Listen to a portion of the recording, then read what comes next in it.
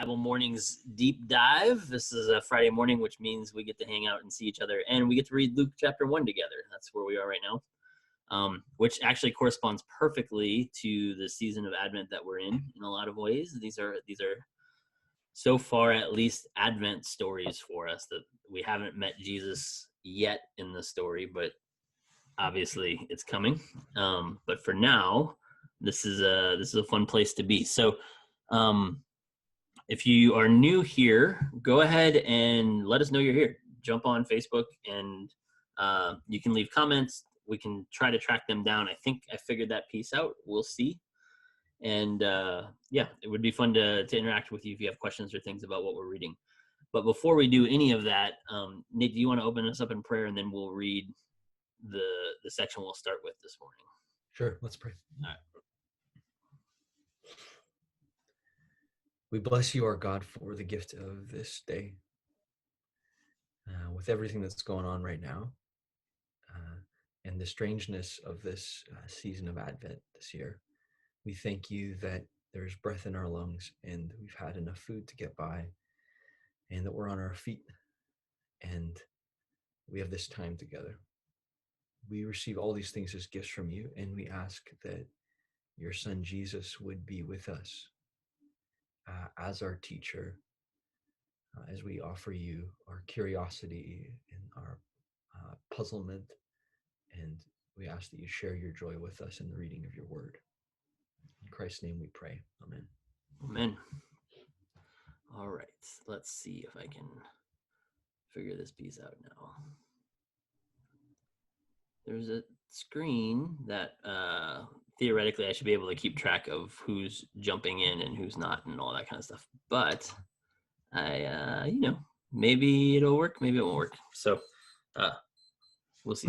I have an alarm going off on something. This is just top of the line broadcasting.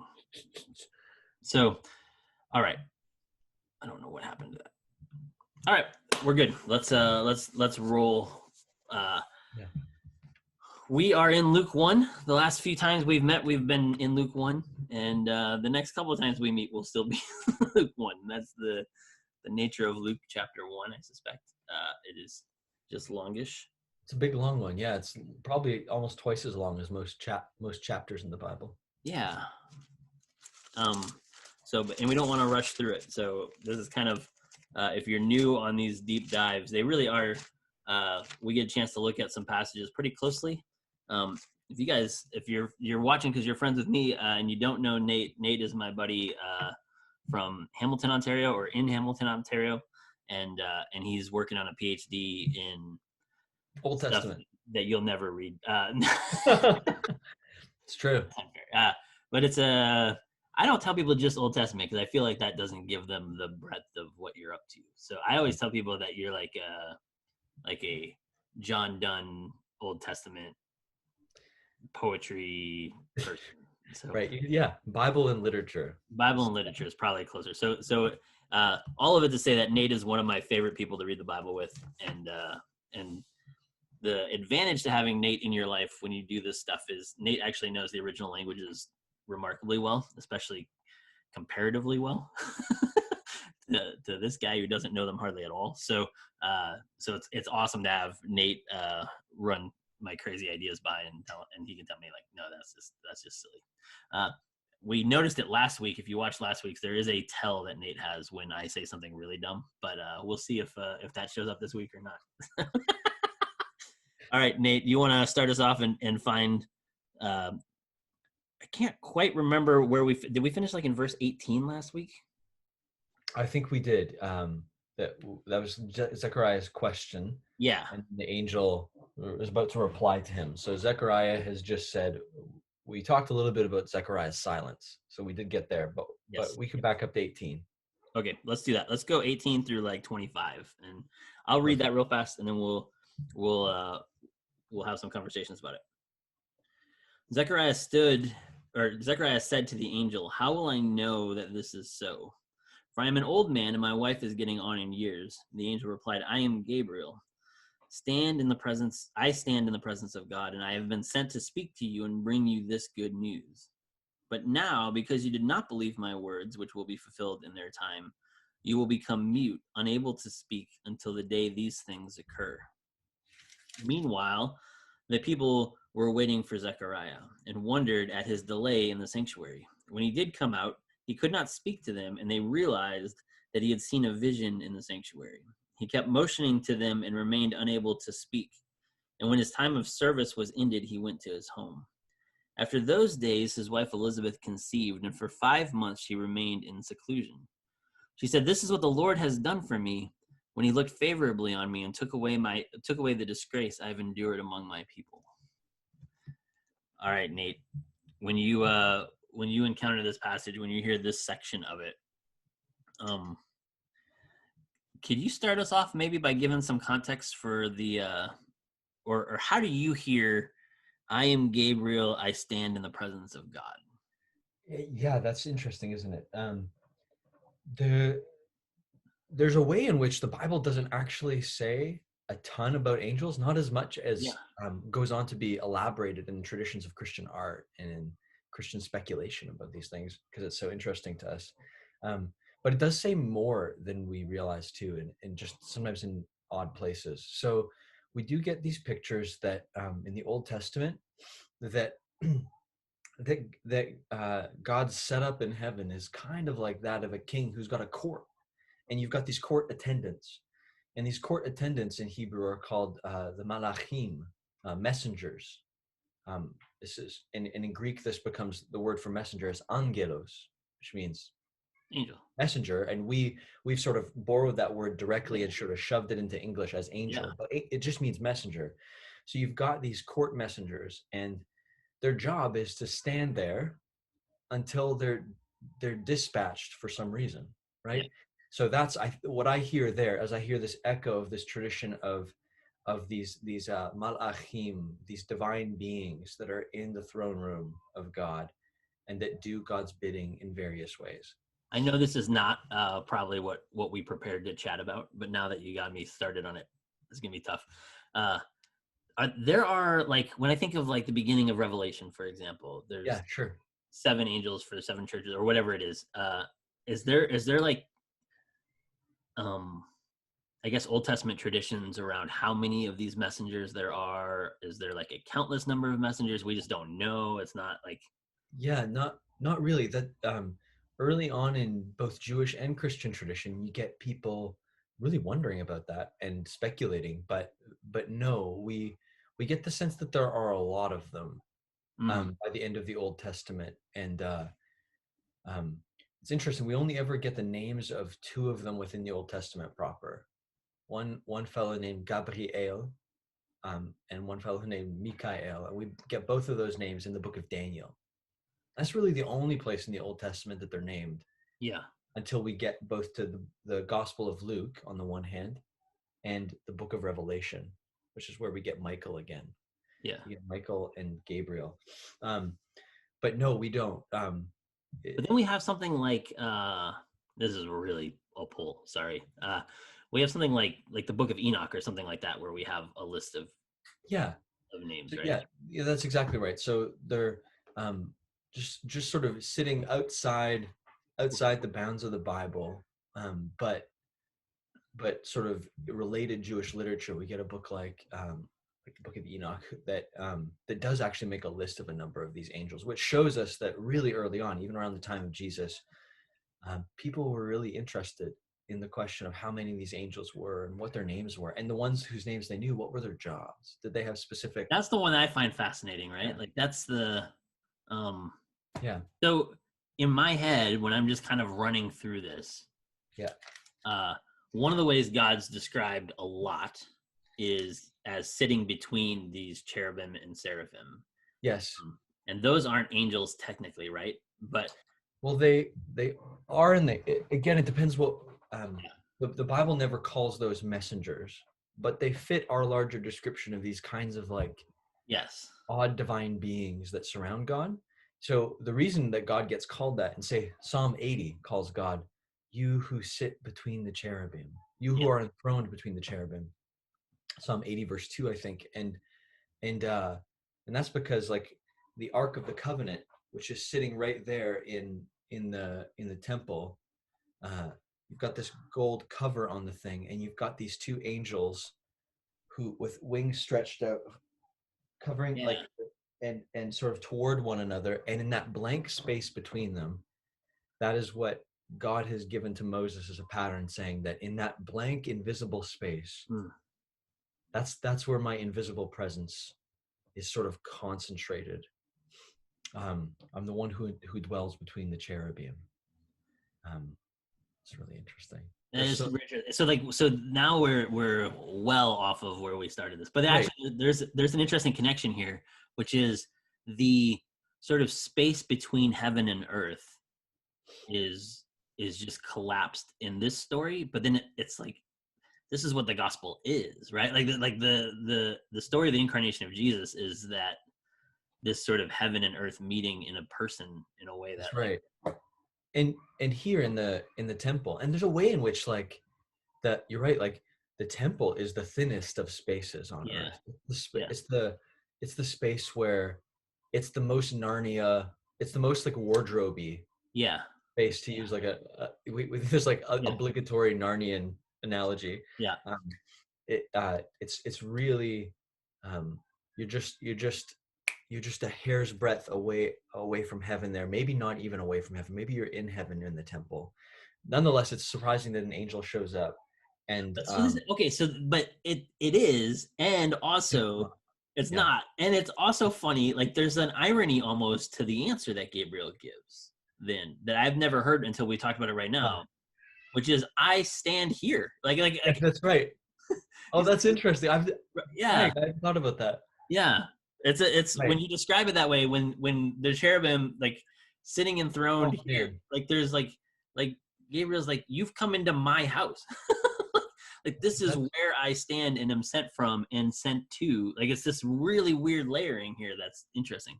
okay. What's really interesting about that, I don't know that we're going to get this far, so if it's okay if I jump, so we don't miss Yeah, out on this. yeah, Like when Luke introduces the next story, which is going to be of the same, he's going to take over as narrator and say, now this same angel Gabriel yep, was sent to another person. yeah, But what's fascinating is that in this story, Gabriel isn't sent, Gabriel just appears. yeah, I had never noticed that difference. It's yeah. almost, I I've never heard anyone say that, Greg. That is your own crazy idea, as far as I Yes. know. But I think there's really something to it. Yeah, This is if the temple is God's space, yeah. this is the place that Gabriel would normally be. But Gabriel is now visible to Zechariah. Yes, which now I get to get really crazy because Yeah. now when we talk about these thin spaces, and if you really like listen, if you don't sleep well and you just need something to help you at night, here's an idea you can play with. If Gabriel appears not out of a different space but a different time, almost like that, the dimensionality of heaven is just different than earthly dimensions in such a crazy sort of way that like the idea that Gabriel's standing in the same spot like is hilarious. Like that's a really interesting. I would never do anything much with that, but it's just kind of fun to think about. So It's anyway, really interesting, isn't it? yeah. So let's take that and do what you will with that. That's a fun one. And Gabriel's whole deal seems to be that he delivers messages. So the first time Yes, he shows up, I believe, are in Daniel chapter 8 and Daniel chapter 10.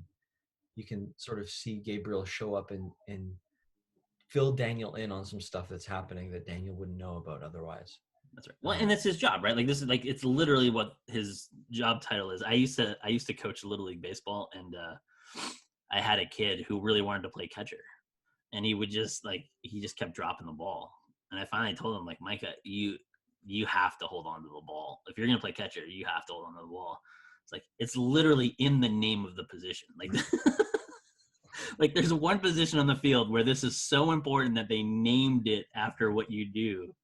And it strikes me the messenger might be similar in this case for Gabriel. They're like, this is your job title. This is it's so much a part of what you do that we just call you this. Right.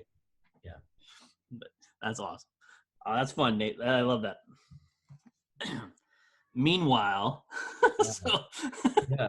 it's like I love this is one of my favorite Bible words because it always reminds me of like old Batman TV shows. Like, meanwhile, back at the Batcave, like it's like this is exactly how I hear this. I hear the Adam West voice every time I hear "Meanwhile." I don't know if that dates me, and I know it doesn't make any sense, but it's still it's what I hear every time. So yeah, you've got the people waiting. So I mean, the angel does go on for a little while, and this conversation does go Yeah, on, we talked but about that last week a little bit. So but the idea is that like they've been waiting for a while. They're yeah, um, he's been in there, and we find out why. Well, it sounds like if you look at verse 22, um, that we get this, so the camera switches, and now we've been with Zechariah in the temple, and now we're outside.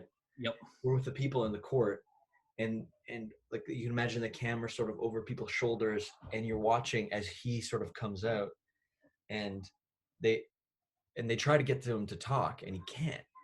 yeah, And that's when they realize, it says, at least Luke as the narrator says, they put the pieces together that he has seen a vision. yeah, That's the optation, optation, sorry, rather, in Greek. Uh, so it's an interesting choice of word too. yeah, Um, he's seen something. He's seen something, and he can't talk. yeah. That's what they. That's and it's like what's fun about that in some ways is the way that that immediately puts the crowd into like meaning making mode, right? Like Hmm. it's like, what did he see? How do we figure this out? Like what, like, and he's giving you nothing, right? Like he's giving you, you know, wild hand flailing or something like this. That's how I hear motioning. I don't know if that's actually true, but it does like it this is another terrible reference, but Dimitri Martin is a comedian who has a joke about like the worst time to have a heart attack is during a game of charades, and it's Right. like with really bad guessers. That's and it strikes me that this is one of those kind of moments Yeah. of Zechariah is just like, somebody guess, please. I saw an angel. Would you please just guess that I saw it? Like you can imagine Zechariah just trying to get them to get it. And anyway, that one always makes me sort of laugh because, and I also kind of like that the detail is in here that Luke doesn't just jump to Zechariah returning to Elizabeth. Like Yeah. there's like it's a strange little detail to add in some ways as a storyteller, but it's kind of nice as a reader 2,000 years later. Like, oh, they didn't know what was going on either. All right. Yeah. Yeah. And like we were saying before too, because of the way that this event with the angel is bookended by the people sort of being there at the time of prayer, we get the sense that like when you tell a story, you include all a good storyteller only includes details that matter Yeah. in one way or another. And I think there is something here about um, Zechariah has been waiting for something. Israel's been waiting for something, Yeah. and somehow those two waitings, those hopes and expectations, are meeting Mm. in this moment. In what this angel Gabriel comes to say, that um, that this boy that's promised, this impossible boy, is going to meet both of those hopes somehow. Yeah. Which is still not about Jesus. Still not about, exactly. You would Which think is I was talking about yeah, Jesus. It's yeah. not. Well, it's like I immediately went to like a little town of Bethlehem in my head, like the hopes and fears of all the years. Like it's like yes, like of all the people, all the years, all the individual hopes and fears, they're all met here. And it's like yeah, that's true. And it's also coming true in John the Baptist. Like there's in some ways like there is a patience in Luke's storytelling here that Advent is like the perfect season to reward that, right? Like there's a even Luke says, I'm not going to jump right to Jesus. Like we're going to get ready for Jesus in a certain way. Right. But isn't that, and there's a way in which, like, by telling the story this way, one of the things I think Luke emphasizes is that uh, like Jesus is utterly unique, but Hmm. he's not without precedent. Yeah, Like that's the whole point, actually, is that Jesus is himself kind of like the summation and the mosaic kaleidoscoped person of this whole story that's preceded him, right? He's built out of these moments and words from Israel's scriptures in a way. And He so comes from like he comes from somewhere, right? Like, and he comes from like a specific place. Like, we're gonna get this like little, this town of Nazareth, but he comes from a people. Like, this is his, these are his aunt and uncle or his cousins or whatever, and it's like these are the people he comes from, and these people have been waiting for him, and they start to see visions. And like, we didn't talk about this yet, but even the like seeing the angel is a big deal, but even that the other people can recognize this sort of that he's seen a vision, that just has these like huge like Samuel kind of overtones in my head of like sort of the quietness of God in the midst of some of this stuff. And I don't know, like we talked about this before around these kind of daily prayers. And it's like when you gather every day and you pray every day and you don't have these visions, then all of a sudden Zechariah can't talk. He's like gesturing like a crazy person. You finally figure out like, oh, he saw something. Like, God might be on the move all of a sudden, right? Like, this is what it feels like. Oh, something's happening now. Like, this time is different than we thought it was just, when we woke up this morning. This is not the same sort of time we're in. It's kind of cool. Yeah. So like, and then it ends with this, like, when his time of service was done, he went home. yeah. Right. So he's done his shift. He did his job. And then not long after that, it says like, how does when you read verse 24, how does after those days, that's just like a specific reference to the time he was just in the temple, I think, or his shift, or he his service. departed home after those days. I think it's trying to say like, he was home for some stretch. Okay. But after he'd been home for a little bit, Elisabeth, his wife, conceived. Yeah. Right. Okay, that's, so, I was, because I've heard it like, part of his priestly shift is just a time period of days, like that they like, so he, like, kind of like a fireman, like he's on for a few days and then he comes home, right? So like after his shift is done, after those days, now he's home and now she conceives. But it doesn't really matter. I was just curious. I just wanted to make sure the after those days was actually like it wasn't signifying something else. So that's helpful for me. All right. But Elisabeth conceives, and for 5 months she remains in seclusion. What do you make of that? She hides herself, literally, is what it says. Interesting. Yeah, I mean, I don't know how much to make of it. Two things sort of occur to me whenever I read this passage. One is that a number of friends of mine who've been pregnant often hide themselves for the first trimester. That is to say that they don't tell anyone. They sort of keep it a secret, and that's common practice in our culture, even, right? Yeah. The other is to say, for someone like Elisabeth who's never been able to have a kid, and might be a little bit old, like probably quite a bit older than others around her who would be having kids, the whole thing probably just feels kind of wild and surreal, and so she's secret about it until a certain point, at least for 5 months, it says, right? Okay, so this thing's really happening. Yeah, are we ready to do crazy Greg readings? Sure. So this is way out there. I admit that out loud to start with, but there is an interesting pattern here, which is her husband, who sees the vision, is not allowed to talk about it. Right. So he goes secret. She actually gets pregnant, but hides away in seclusion. And it's really not until Mary shows up that this story changes. Yeah, right. And so there's this really beautiful kind of piece of like the hiddenness and the revealedness. So like even Mary showing up with Jesus in her womb is now starting to reveal the real purpose of this other. Like there's this really interesting revealing piece that's happening in the Messiah already. Yeah, I think you're right, and because there's even a detail that Luke includes in the story that's that fits really well with what you're drawing attention to, which is this: that when we do next week, when we hear Gabriel speak to Mary, Gabriel's gonna say, by the way, Yeah. your cousin Elizabeth's actually pregnant. And that sounds like it's news to Mary, the way that he says it. Yes, for So, sure. and so it's a sort of, why would it be news? Well, because Elizabeth hasn't told Yeah. anyone. She's been hiding. Yeah. So, and so when Mary then after that shows up on their doorstep, it's interesting. She's got insider information, Yeah. right? She knows that Elizabeth would be surprised to find out that Mary even Yeah. knows. So don't think I don't have a theory about that too. We're gonna get to that one. I've got a theory that cuts both ways on that one, Nate. That's one of my favorites. So we're coming to that.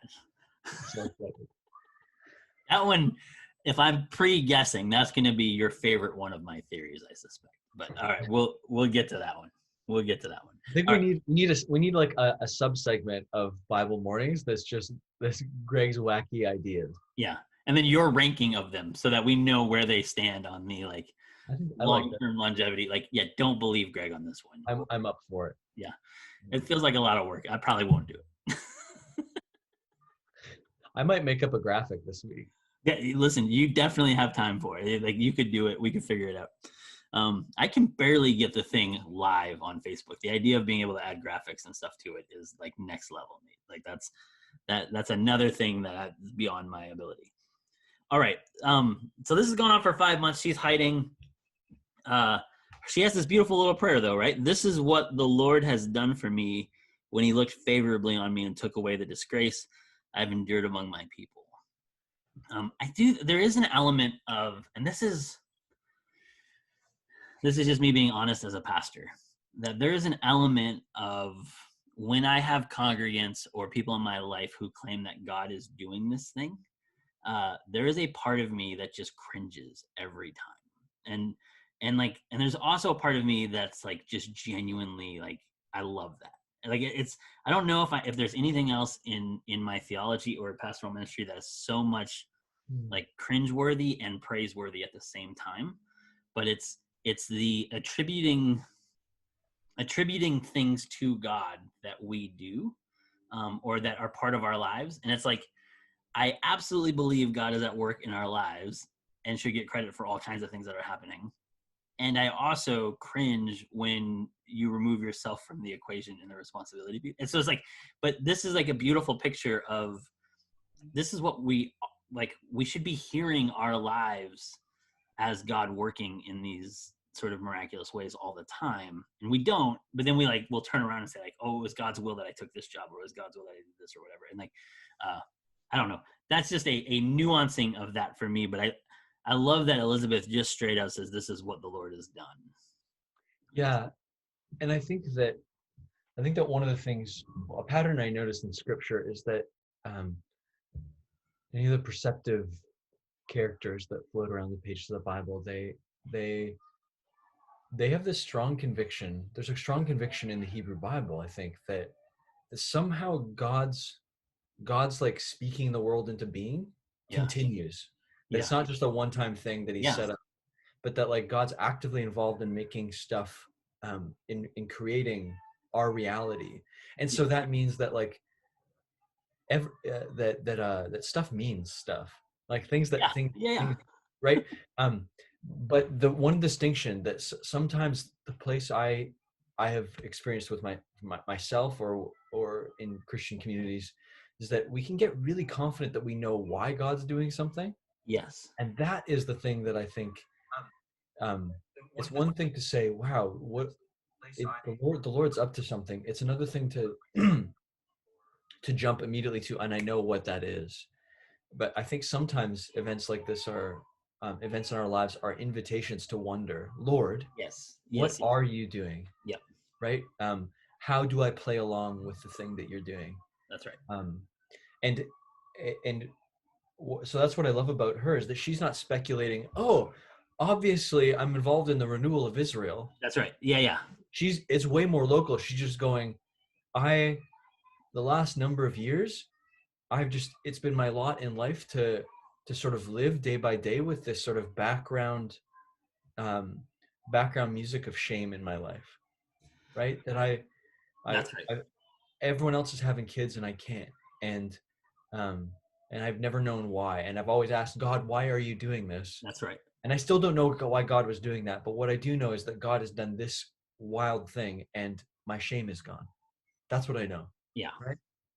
So now we'll go a step further than that, because I do think you hit on another piece where if your life is categorized like or formed by these deep wells of prayer and these deep wells of shame and disgrace at not being able to have a kid, then when you do get pregnant, you can't help but recognize that that was God doing it.